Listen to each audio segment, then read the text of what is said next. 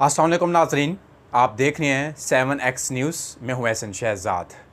नाज़रीन, जैसा कि आप लोगों को पता है कि साबिक़ वज़ीर-ए-आज़म इमरान ख़ान साहब और उनकी अहलिया बुशरा बीबी आज अदालत में पेश हुए और 190 मिलियन पाउंड केस रेफरेंस बतौर साबिक़ वज़ीर आला खैबर पख्तूनख्वा परवेज़ खटक साहब पेश हुए। और साथ ही अली मोहम्मद ख़ान साहब तहरीक इंसाफ के सीनियर रहनुमा हैं, वो भी साथ पेश हुए। और जो परवेज़ खटक साहब हैं, उन्होंने बयान दिया, साबिक़ वज़ीर-ए-आज़म इमरान ख़ान के ख़िलाफ़ गवाही दी उन्होंने। और जज साहब सुन रहे थे, जो बातें कर रहे थे कि ख़ान साहब ने तो बहुत करप्शन की है अपने दौर में, जब ये वज़ीर-ए-आज़म थे पाकिस्तान के। और उसके बाद बुशरा बीबी जो इनकी अहलिया है, उन्होंने भी बड़ी करप्शन की है। और जब इमरान ख़ान अपने दौर में थे और बुशरा बीबी ने इतने इतने बड़े बड़े ठेके लिए और उन ठेकों में से करोड़ों रुपए, अरबों रुपए इन्होंने कमाए हैं।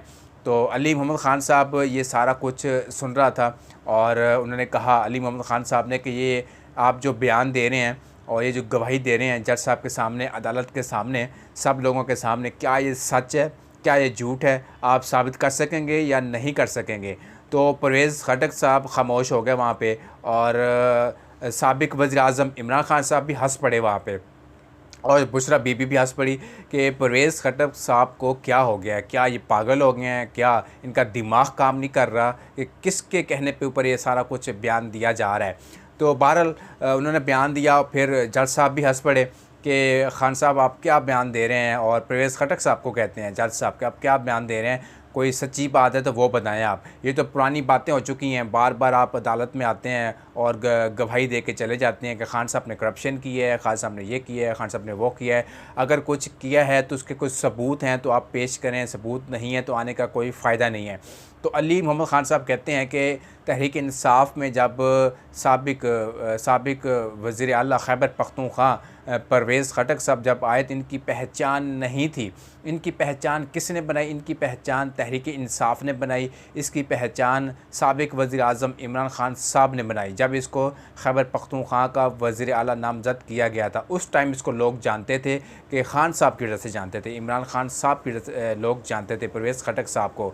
तो फिर इनके जो इख्तलाफ़ात थे आपस में पैदा हुए और परवेज़ खटक साहब ने कहा कि मैं आपके साथ नहीं चल सकता। जब 9 मई का वाक़या हुआ, उन्होंने कहा मैं आपके साथ बिल्कुल नहीं चल सकता, आप तो करप्ट इंसान हैं, आपने ये किया, आपने वो किया, इस तरह के बयानात दिए और प्रेस कॉन्फ्रेंस करके वहाँ से चले गए। तो अली मोहम्मद ख़ान साहब कहते हैं कि मुझे इस चीज़ का बड़ा दुख है और अफसोस भी है कि परवेज़ खटक साहब ऐसे बयान दे सकते हैं, झूठे बयान दे सकते हैं। बहरहाल कोई नहीं, ये बयान देने से कुछ नहीं होता और जितने भी पहले बयान दिए गए हैं और दिलवाए गए हैं उनमें से भी कोई फ़र्क नहीं पड़ा बयानों से। अगर उन बयानों से अगर कोई फ़र्क पड़ता तो आज तक इमरान ख़ान फंस चुके होते और बड़ी मुश्किल में फंस चुके होते। तो ऐसे छोटे मोटे बयान देने से इमरान ख़ान साहब को कुछ नहीं होता और रिलैक्स हो जाएं। और खैबर पख्तूनख्वा के जो वज़ीर दिफ़ा और साबिक़ वज़ीर आला खैबर पख्तूनख्वा परवेज़ खटक, इनके ऊपर उन्होंने तनकीद की है अली मोहम्मद ख़ान साहब ने। अली मोहम्मद ख़ान साहब ने कहा कि आपने ये ठीक नहीं किया, आपकी पहचान किसने बनाई, आपको लाने वाले सियासत में कौन थे और आपको पहचान किसने दी, सियासत में लाने वाला कौन था, उसके बाद इलेक्शन में जितवाने वाला कौन था। आप तो ऐसे नहीं जीते। जो आवाम ने आपको जो वोट दिया है वो साबिक़ वज़ीर-ए-आज़म इमरान ख़ान साहब की वजह से ही आपको वोट दिया है। आप ऐसे जीत कर वज़ीर आला खैबर पख्तूनख्वा नहीं बन गए, वज़ीर दिफ़ा नहीं बन गए। आखिर इसके पास इसके पीछे किसी न किसी का हाथ है।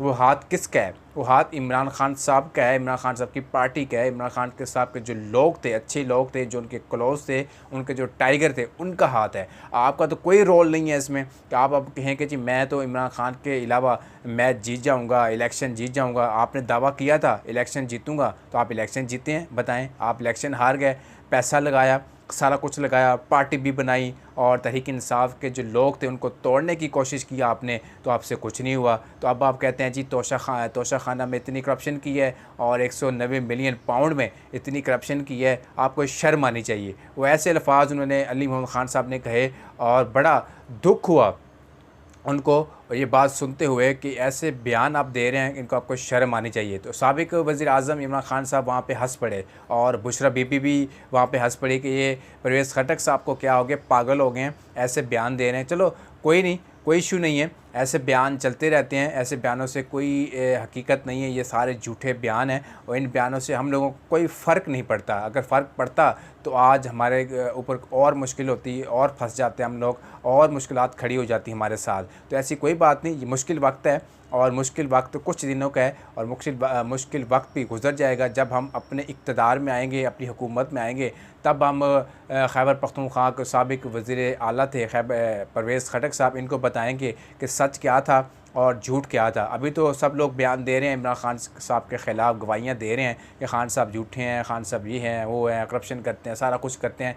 जब हम अपने इक़्तिदार में आएंगे तो फिर हम बताएंगे कि सच्चा कौन, झूठा कौन।